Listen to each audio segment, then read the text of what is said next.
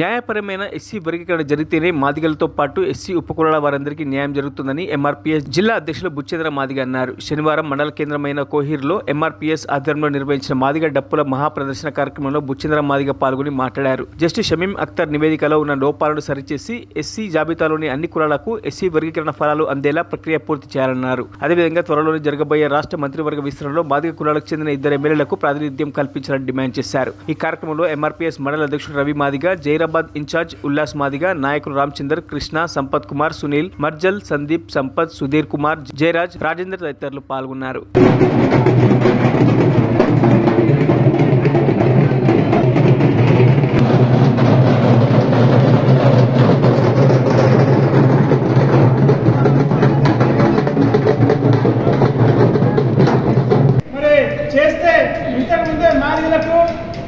డిఎస్సీలో అలాగే కానిస్టేబుల్లో 2 మార్కులతో చాలా మంది మాదిగ ఉపకులాలకు అన్యాయం జరిగింది.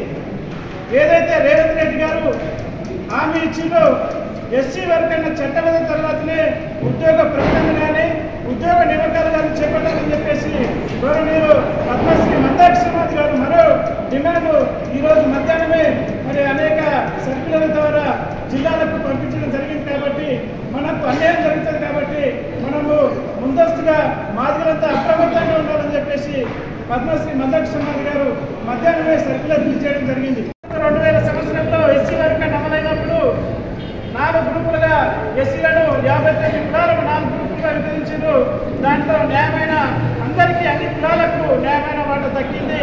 ఇప్పుడు కూడా మరి షమీం అఖ్తర్ గారి మరి కమిషన్ ఏబీసీ 3 గ్రూపులుగానే విభజించి మరి కొన్ని కులాలు మరి అభివృద్ధిలోకి వచ్చిన కులాలు కూడా మొదటి ఏ గ్రూప్లో ఉన్నాయి కాబట్టి ఆ కులాలను బి గ్రూప్లో వేసి అందరికీ న్యాయం చేయాలని చెప్పేసి మందకృష్ణ మాది గారు మరి జనాభా భాష మనకు 11% రిజర్వేషన్ రావాలని చెప్పేసి అన్నగారు మరి డిమాండ్ చేయడం జరిగింది.